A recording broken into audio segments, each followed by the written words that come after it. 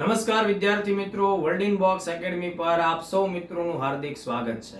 દોસ્તો 10મી એપ્રિલ 2022 ના દિવસે ખાખીને સપનામાંથી હકીકતમાં બદલવાનો દિવસ છે, એ નજીક આવી રહ્યો છે. રામનવમીનો દિવસ છે અને સાથોસાથ કોન્સ્ટેબલની લેખિત પરીક્ષા પણ એ જ દિવસે છે. તો દોસ્તો આમ તો વિદ્યાર્થી જીવનમાં તમે લોકો દર વર્ષે કોઈ ને કોઈ પરીક્ષાઓ આપતા આવ્યા છો.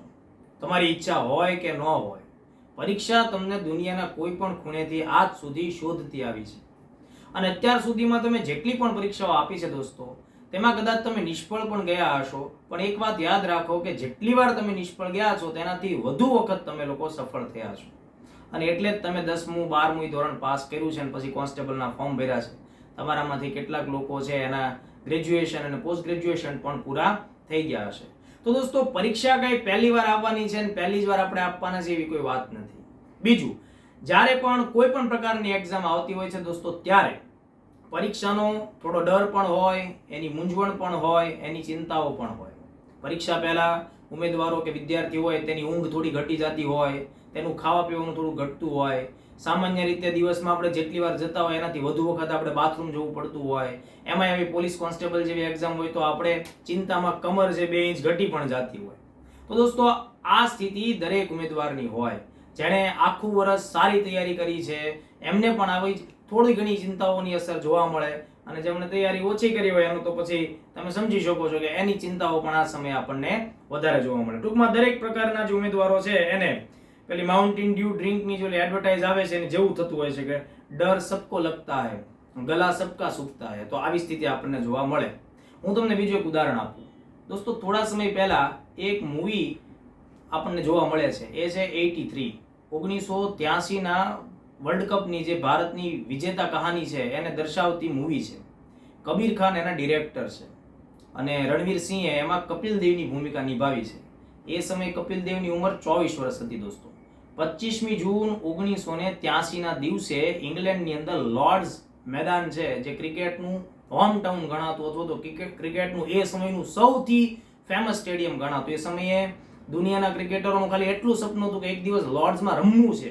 જીતવું તો બહુ દૂરની વાત છે, પણ ખાલી રમવું છે એ સમયના ક્રિકેટરોનું એક સપનું હતું.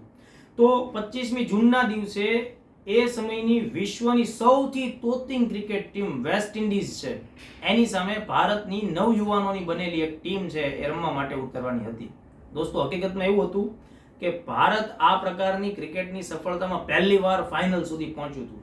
એ પ્રુડેન્શિયલ વર્લ્ડ કપ જે હતો તેમાં, અને કપિલ દેવ કેપ્ટન હતા, અને એ સાથે આખી ટીમ છે એ વેસ્ટ ઇન્ડિઝની સામે રમવાનું હોવાને લીધે બહુ નર્વસ થઈ ચૂકી હતી. એ લોકો ખૂબ ચિંતામાં હતા. એક પ્રકારે ગણો કે ભાઈ નાસીપાસ થાય એમ હતા. પણ એ લોકોએ સંકલ્પ કર્યો કે ભાઈ આપણે સહજતાથી આપણાથી થઈ શકે એટલું બેસ્ટ એફર્ટ આપણે આપશું, આપણે રમત રમવા ખાતર રમશું, બરાબર, જીત હારની ચિંતા કર્યા વગર. અને એનું શું પરિણામ આવ્યું? 25 જૂન 1983 વિશ્વભરમાં એક ઇતિહાસ રચાઈ ગયો કે ભારતની એક નવયુવાનોની હજી તો શીખી રહી છે એવી ટીમ છે એ વિશ્વની દિગ્ગજ ટીમને 43 રનથી હરાવે છે દોસ્તો.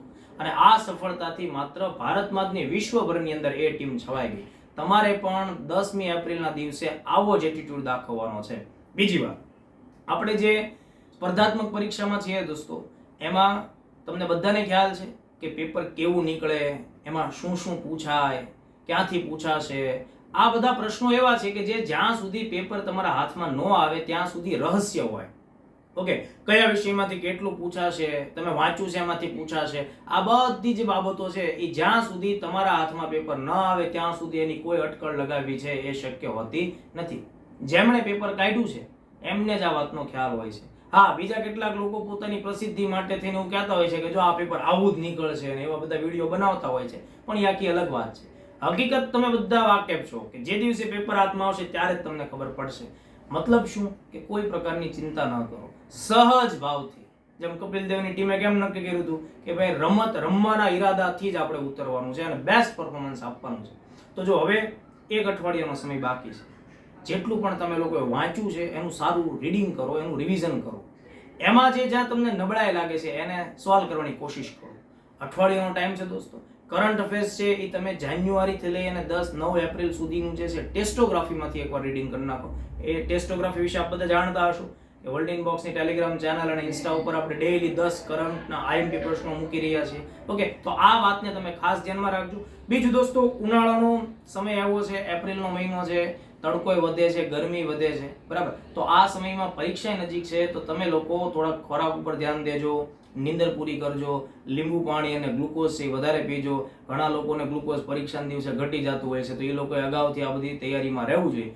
મતલબ એકદમ નિશ્ચિંત રહો, મસ્ત રહો અને મજાથી પેપર આપો, સફળ થાવ અને મીઠાઈનું આખું બોક્સ ભરેલું હોય એવું બોક્સ લઈ અને આ ટેબલ ઉપર મૂકી જાઓ. Wish you all the best. સમગ્ર વર્લ્ડ ઇનબોક્સ પરિવાર તરફથી તમને બધા મિત્રોને પરીક્ષાની ખૂબ ખૂબ શુભકામના. જય હિન્દ, જય ભારત.